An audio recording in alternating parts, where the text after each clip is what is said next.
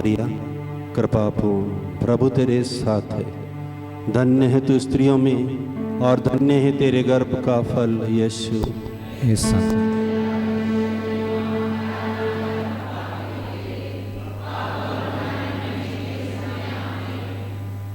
सबों को जय यीशु। सब बैठ जाएं अपनी जगह पे। हर रोज हम प्रार्थना करते हैं, अभी जो हमने किया माँ मरियम से, प्रणाम मरियम कृपा से परिपूर्ण, कृपापूर्ण।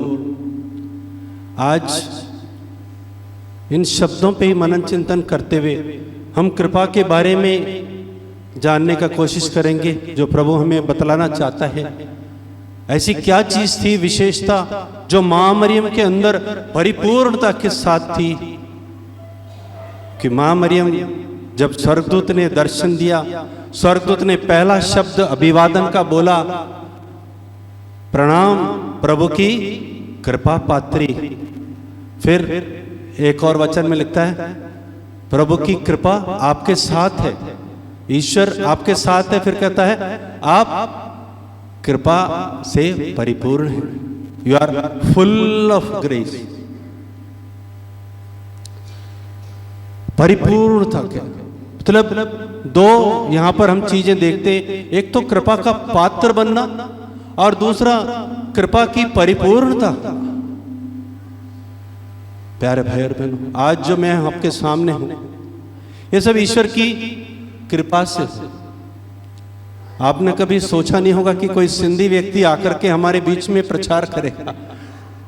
पहला कुरिन्थियों 15:10 में पौलुस बोलता है, पौलुस भी प्रभु को नहीं जानता था, पौलुस प्रभु को नहीं जानता था और इतना की विरोधी था। मैं भी कैथोलिक चर्च का तो भयंकर विरोधी था, मैंने प्रभु को ग्रहण भी किया तो भी कैथोलिक चर्च के खिलाफ बोलता था और कैथोलिक चर्च के बारे में मुझे इतना ही पता था कि ये सबसे बेकार चर्च है, बस इतना। मैं ज़्यादा कुछ नहीं बोलूँगा, पर मेरे अंदर इतना नफरत भरा हुआ था, शायद पौलुस जैसे वो यहूदी होने के बावजूद, रोमी होने के बावजूद भी वो सब लोगों से जो भी यीशु का नाम लेते थे उनको सताता था। और इसने पौलुस बोलता है मैं जो कुछ भी हूँ ईश्वर की कृपा से हूँ और मुझ में जो कृपा मिली वे व्यर्थ नहीं हुई। और आगे लिखता है मैंने उन सब से अधिक परिश्रम किया है। फिर बोलता है मैंने नहीं, ईश्वर की कृपा ने किया है। यानी पौलुस सारा महिमा आदर किसको दे रहे? उस कृपा को दे रहे। वो कृपा जो उसके अंदर काम कर रही थी, जो उसके अंदर कूट कूट कर भरी हुई थी और जिसके द्वारा वो प्रेरित होकर के सुसमाचार प्रचार करने के लिए निकलता था। यहां तक कहता है कि वो मैं प्रभु का प्रेम मुझे प्रेरित करता रहता है। अंग्रेजी में लिखा है कंस्ट्रेंट्स में, मुझे मजबूर कर देता है, जो मुझे सुसमाचार को प्रचार करने के लिए वो दौड़ा दौड़ा भागता है। एक बार उसको खिलाफ भविष्यवाणी किया गया, बोला जिसका ये पटका है वो प्रभु कहता है जिसका वो पटका है उसको आगे जो है लोग इसी तरह बांध बांध करके बंदी गृह में डालेंगे। पौलुस कहता है मुझे इन शब्दों से मत डराओ, मुझे जो प्रेरणा मिल रही है मुझे जाने दो। मुझे मालूम है संकट मेरे सामने है, कष्ट मेरे सामने है, लेकिन प्रभु की कृपा उसके अंदर इतनी एक्टिव थी कि वो एक जैसे रॉकेट होता है ना, रॉकेट को अगर आपने छोड़ दिया ना वो धरती पर नहीं टिकेगा, धरती पर नहीं टिकेगा। जो भी लक्ष्य है उसको भेदता हुआ वो जाएगा ही जाएगा। एक काम प्रभु की कृपा करती है। मैं उस चीज के बारे में आपको बतलाना चाहता हूं। मैं एक सिंधी होने के बावजूद मैंने कभी सोचा नहीं सपने में भी कि मैं ऐसे व्यक्ति को जानने की जाऊंगा जो दूसरे धर्म का देवता है। हम लोग तो दूसरे धर्म का देवता ही बोलते थे। चलते फिरते ही अनायास ही मेरे घर में प्रभु का वचन आया और मेरा भाई जब जा रहा था एक पास्टर के पास में, मैंने बोला मैं भी चलूं। चलो गया और यीशु के बारे में पहली बार दो शब्द अच्छे सुनने को मिले। कि यीशु तुम्हारा मुक्तिदाता है, पापों की क्षमा मुक्ति उनके द्वारा तुमको मिलेगी। अगर तुम्हारे जीवन में आनंद चाहिए तो तुम उसको स्वीकार करो। मैंने पता नहीं क्या हुआ, मैंने वहीं घुटने टेके प्रभु को स्वीकार किया और मेरी जिंदगी बदल गई। हालेलुया। तो ये सब अनायास हुआ, मेरे लिए तो अनायास हुआ, लेकिन ये ईश्वर की एक सोची समझी, ये गुडविल तो बोलता है साजिश, ईश्वर की सोची समझी साजिश। लेकिन हम कहते हैं ईश्वर की योजना थी कि प्रभु यीशु मेरे जिंदगी में आए और मैं प्रभु का कृपा पात्र बनूं और प्रभु की कृपा को और अधिक से प्राप्त करूं। लेकिन जब मैं प्रोटेस्टेंट चर्च में स्वीकार किया, वो पर्याप्त नहीं हुआ। प्रभु ने मेरे मन में ऐसी बातें उत्पन्न करी, ऐसे मेरे जीवन में मोड़ आए, जो मैं कैथोलिक चर्च में आया और कैथोलिक चर्च में सचमुच में मैंने कृपाओं को देखा। आपने सुना है कैटेकिज्म में कृपा के बारे में, संस्कारों के बारे में बोलते हैं ना, क्या बोलते हैं? संस्कारों की परिभाषा क्या है? संस्कार की बेसिक परिभाषा क्या है? ये अदृश्य कृपा के दृश्य चिन्ह है। देखने में पानी बह रहा है, बच्चे के ऊपर या बड़े के ऊपर पानी बहता है, बपतिस्मा दिया जाता है, लेकिन अदृश्य रूप में क्या होता है? जब फादर उसके ऊपर पानी डालते हुए प्रार्थना करता है और शब्द बोलता है, मैं तुम्हें पिता और पुत्र और पवित्र आत्मा के नाम से बपतिस्मा देता हूं, उसी वक्त पिता पुत्र पवित्र आत्मा का जीवन उसके अंदर क्रियाशील हो जाता है और वो आदि पाप से मुक्त हो जाता है और ईश्वर का कृपा पात्र बन जाता है।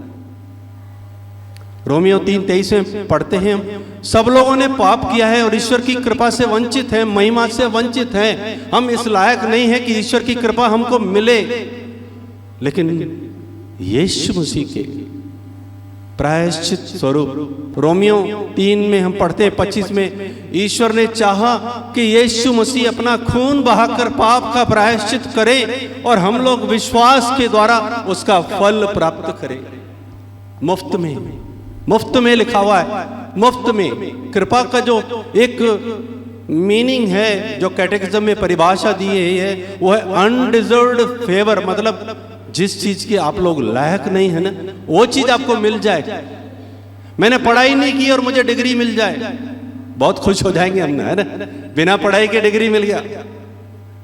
मैंने कुछ प्रायश्चित नहीं किया, लेकिन प्रभु की प्रायश्चित के कारण मुझे मुफ्त में कृपा बन गई, मिल गई मेरे को, फ्री।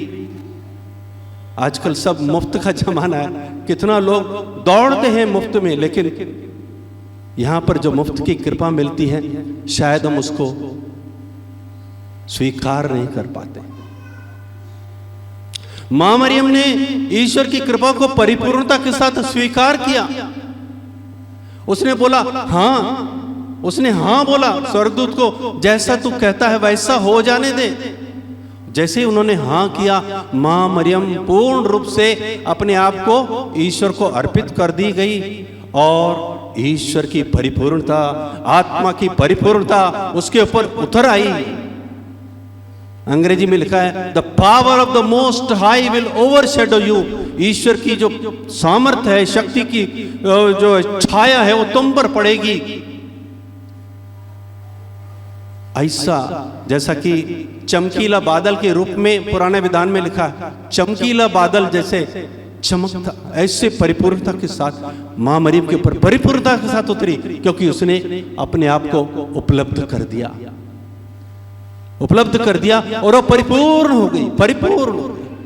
और इसीलिए मां मरियम निष्कलंका कहलाती है। वो मां के गर्भ से ही ईश्वर की कृपा से भरी हुई थी, इसीलिए तो वो कृपा पात्र बनी, इसीलिए तो वो यीशु को धारण कर पाई, इसीलिए तो पवित्र आत्मा की परिपूर्णता उसके ऊपर आ पाई, क्योंकि वो निष्कलंका थी। निष्कलंक होने का सबसे बेस्ट फॉर्मूला, सबसे अच्छा उत्तम तरीका यही है कि कृपा की परिपूर्णता हमको मिल जाए।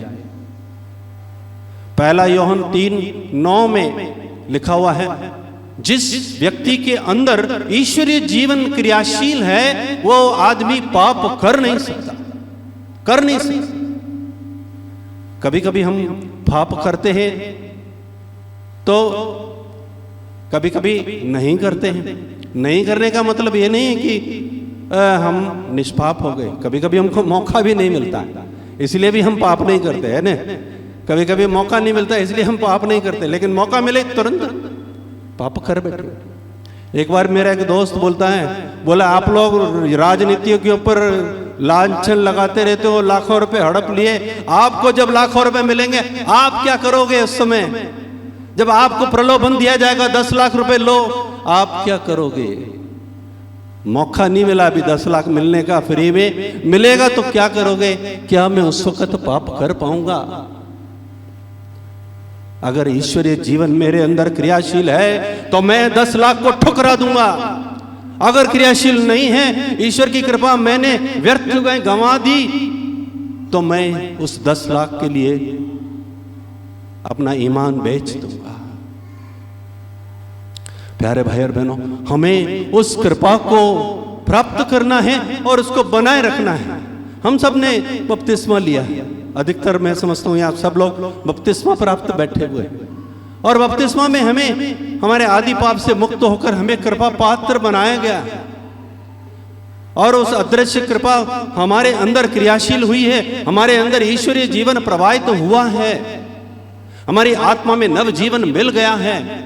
और वही जीवन हमारे अंदर जब कन्फर्मेशन हुआ था, जब हमारे दृढ़ीकरण हुआ था, वही कृपा को और परिपूर्णता के साथ आत्मा के अभिषेक के साथ हमको और मिला था। आत्मा के दान वरदान हमको मिले थे।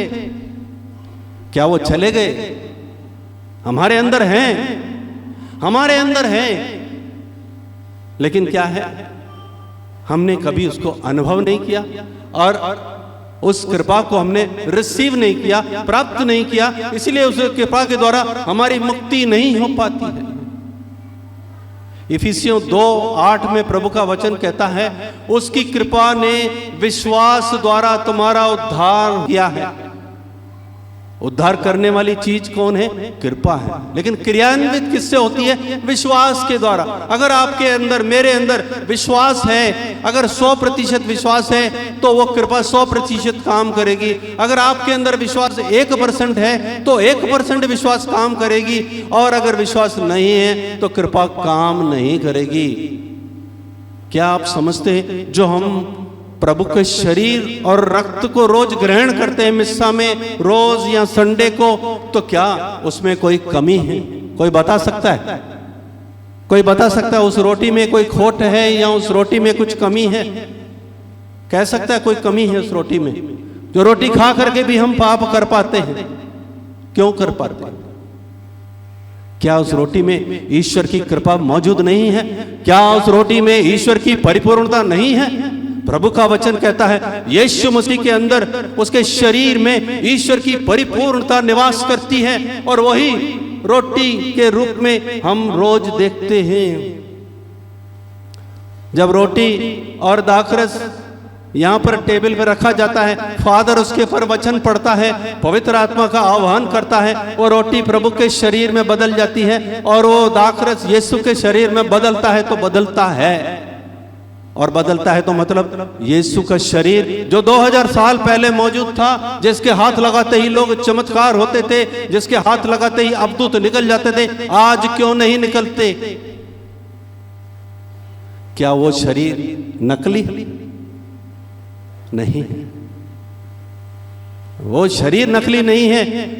हम लोग पूरे विश्वास के साथ उसको स्वीकार नहीं कर पाते और उसके लिए अपने आप को समर्पित नहीं कर पाते। जब समर्पण गीत चलता है तो हम अपने आप को ऑफर नहीं कर पाते। हम अपने शरीर, अपने आत्मा, मन, हमारे विचार, हमारे पाप सब अपने पास रखते हैं, अपने पास रखते हैं। हमको देने का जरूरत है। पापी होना कोई बड़ी बात नहीं है, कोई गलती नहीं है। हम सब पापी हैं, हम सब पापी हैं, लेकिन गलती हमारा यह है जब हम पाप को अपने पास रखना पसंद करते हैं, प्रभु को देना पसंद नहीं करते। हम रोज प्रभु का निमंत्रण आता है, देखो ईश्वर का मेमना जो संसार का पाप उठा ले जाता है।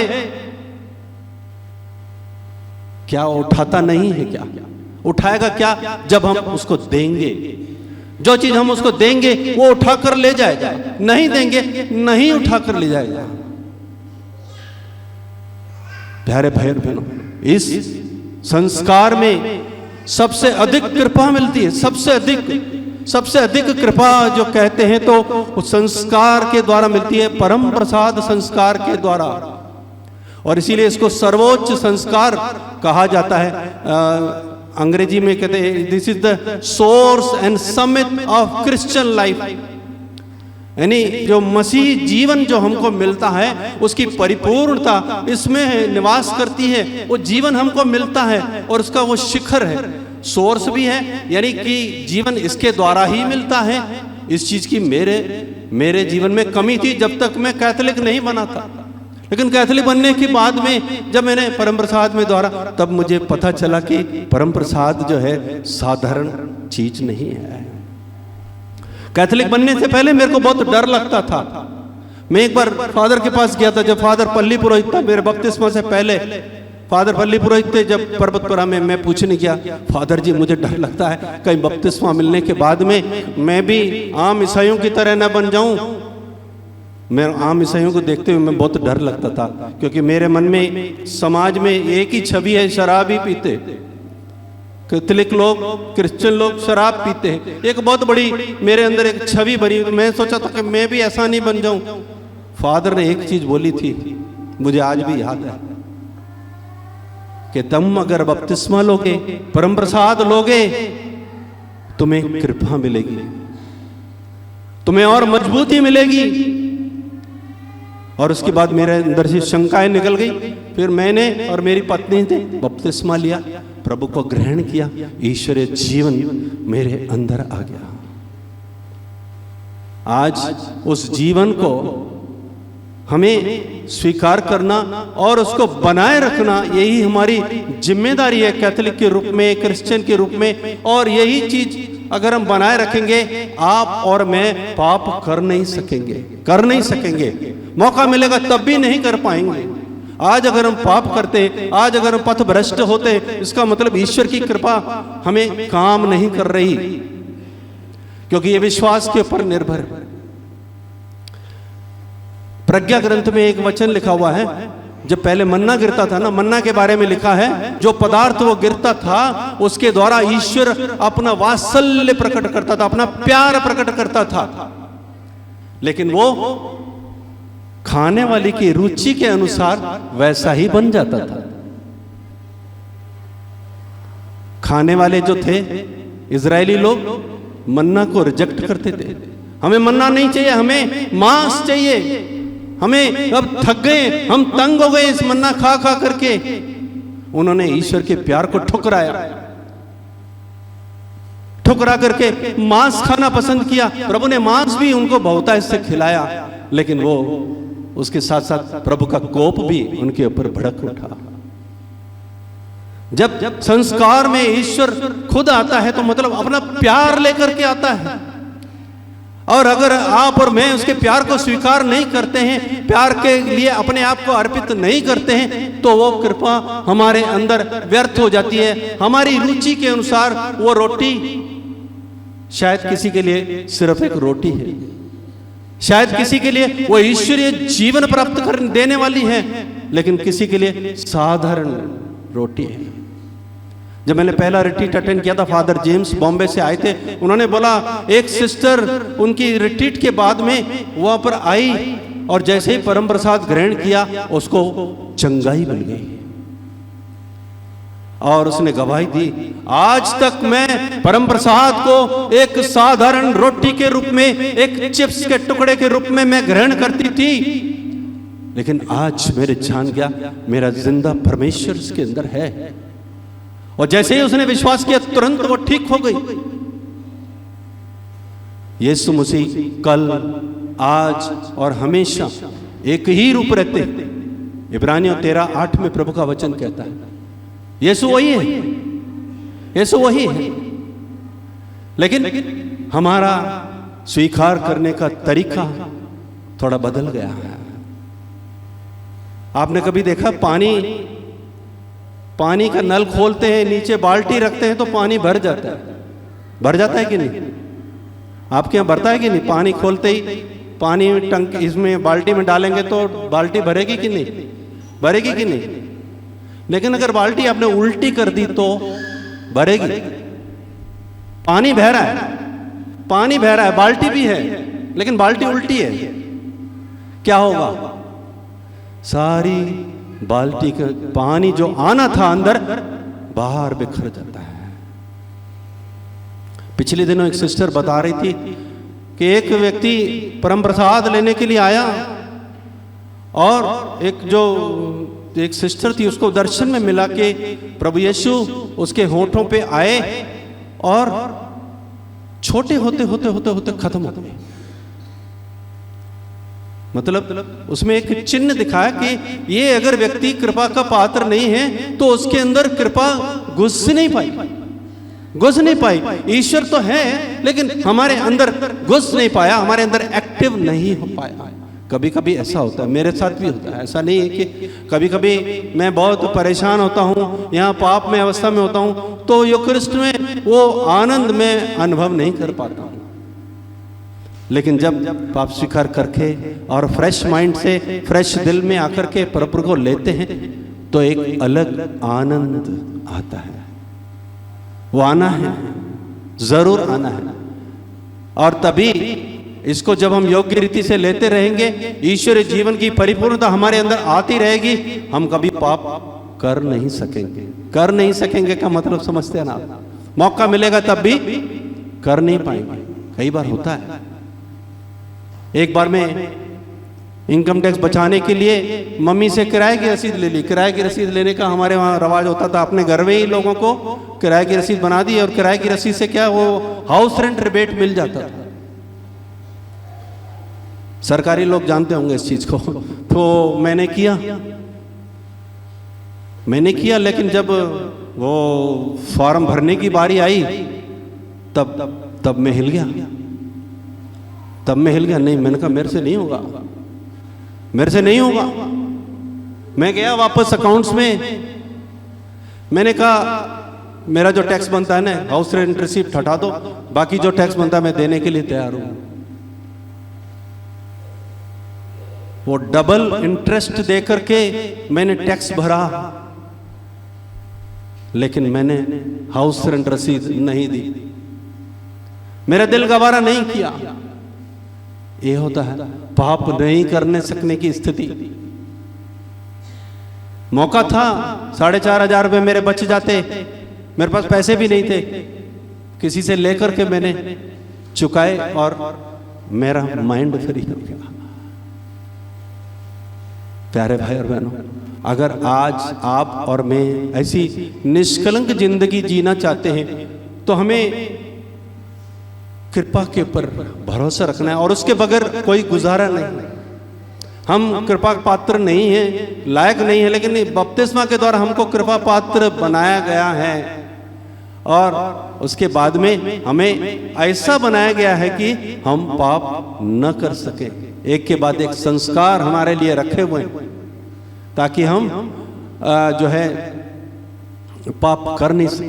संत पौलुस रोमियो अध्याय 7 में अपनी मजबूरी बताते हैं। मेरा शरीर जो है, वो मेरे शरीर में क्या हो रहा है, मेरे शरीर में एक ऐसा स्वभाव है जो बड़ा गलत स्वभाव है। मैं अच्छा करना चाहता हूं लेकिन मेरा अंदर से बुराई हो पाती। हम बुरा करते हैं, इसमें हमारा कोई दोष नहीं है। हम बेसिकली हम लोग पापी हैं तो हम पाप ही करेंगे। यही चीज उसमें समझाया गया। मनुष्य पापी स्वभाव के अधीन है। और ये सब मजबूरी बयान करते हुए फिर वो कहता, मैं कितना अभागा मनुष्य हूं, मुझे इस पाप और मृत्यु की अधीनता में रहने वाले शरीर से कौन मुक्त करेगा। तब वो कहता है, निश्चय प्रभु यीशु मसीह के द्वारा ईश्वर मुझे बचा सकता है। फिर रोमियो 8:2 में लिखता है, ईश्वर का जीवन जो आत्मा के द्वारा मेरे अंदर क्रियाशील है, उसके द्वारा उसने मुझे मेरे पाप और मृत्यु की अधीनता से मुझे मुक्त कर दिया है। जो मजबूरी हमारी है, पाप करने की प्रवृत्ति है, वो बपतिस्मा के द्वारा हमें छूट नहीं मिलती। बपतिस्मा के द्वारा हमारे पापों की माफी होती है, हमें आदि पाप से मुक्ति मिलती है, हम ईश्वरीय जीवन के सहभागी भी हो जाते हैं और सब कुछ अच्छी अच्छी चीजें होती है। लेकिन एक चीज कमी रहती है, वो है हमारा जो प्रवृत्ति है पाप की तरफ, वो खत्म नहीं होती। वो इसलिए खत्म नहीं होती है ताकि आप थोड़ा संघर्ष करें पवित्रता के लिए, आप संत बनने के लिए थोड़ा आप कोशिश करें, इसलिए प्रवृत्ति वहां रहती है। और इस प्रवृत्ति से लड़ने के लिए ही हमें ईश्वरीय जीवन संस्कारों के द्वारा और दिया जाता है। तो वो कहता है मुझे उससे मुक्ति मिली। प्यारे भाई और बहनों, पहला यूहन्ना 1:9 में लिखा है कि प्रभु हमें न केवल हमारे पापों को क्षमा करता है, बल्कि हमें जो अधर्म है, अधर्म से भी हमें शुद्ध कर देता है। उदाहरण के लिए किसी को बुरी आदत है, तो बुरी आदत की वजह से या जो उसने शरीर को अपने नुकसान पहुंचाया, तो उसके लिए पाप क्षमा मिलेगी, फिर उस बुरी आदत को छोड़ने की भी कृपा मिलेगी, छोड़ने की भी कृपा। जैसे ही मैंने यीशु को ग्रहण किया, मेरे अंदर से बुरी आदतें निकली। सिगरेट और दारू तो सबसे पहले छूटी, सबसे पहले छूटी। कोई मामूली बात है, मामूली बात है। मैं कहता हूं कृपा को काम करने दो। एक छोटा सा उदाहरण मैं दूंगा। मेरे पिताजी बचपन से ही कहते थे 4 बेवकूफों की स्टोरी। 4 मूर्ख लोग होते थे, वो क्या करते थे, अभी अंधेरा हो रहा है ना, तो अंधेरा होते ही क्या करते थे, उन दिनों लाइट नहीं होती थी, तो अंधेरा होते ही वो लोग बाल्टी भर भर के अंधेरे को बाहर फेंकते थे। लोग सोचते थे क्या है, बेवकूफों की तरह करता है। फिर उनमें से एक की शादी हो गई, तो शादी हो गई तो उसने देखा ये क्या है, ये लोग बेवकूफ़ी जैसी हरकत कर रहे हैं। सारा रात धुआं, ये बाल्टी भर भर के अंधेरा निकालेंगे, सुबह बोलेंगे अरे हमारी मेहनत तो सफल हो गई। सवेरा हो गया, लाइट आ गई और अंधेरा निकल गया। वो सोच रहे हमारे अंधेरे निकालने से वो चला गया, पर उनको नहीं पता कि सूरज के निकलने से अंधेरा गया। तो वो समझदार बीवी ने मोमबत्ती जलाकर दिखाया, अंधेरा ऐसे जाता है। और यही कृपा का असली मकसद। पहला मैंने आपको बताया था अनडिजर्व फेवर, जिसके लिए हम लायक नहीं है। दूसरा है ईश्वरीय स्वभाव में हमारे अंदर अपना स्वभाव जो है ईश्वरीय स्वभाव के साथ मिल जाता है। ईश्वर की जो जीवन है हमारी आत्मा में नव जीवन प्राप्त हो जाता है, यानी हम ईश्वर के जीवन में सहभागी बन जाते हैं। सहभागी बनते ही क्या होता है, लाइट आती है, हमारे हृदय का अंधकार दूर होता है। कोई भी पाप में प्रवृत्ति है वो तुरंत निकलती है कृपा के द्वारा, और कोई तरीका नहीं है। आप लाख कोशिश करो अपनी बुरी आदतों को छोड़ने के लिए, गुस्सा छोड़ने के लिए, जलन छोड़ने के लिए, कोई भी सफल नहीं हो सका। मैं तो नहीं हो पाया, मैंने देखा। लेकिन जब प्रभु की कृपा को काम करने दिया, तुरंत इन सब चीजों पे नियंत्रण आ गया। प्यारे भाई और बहनों, आज हम प्रभु से यही प्रार्थना करें, प्रभु हमें इस कृपापूर्ण जीवन जीने की एक विशेष कृपा दे। हम माँ मरियम की मध्यस्थता के द्वारा विशेष प्रार्थना करें, क्योंकि माँ मरियम वो कृपा से परिपूर्ण थी और वो निष्कलंक थी। हम भी माँ मरियम के साथ निष्कलंक होने के लिए माँ मरियम की सहायता से प्रार्थना करें। प्रणाम मरिया, कृपापूर्ण प्रभु तेरे साथ है, धन्य है तू स्त्रियों में और धन्य है तेरे गर्भ का फल यीशु।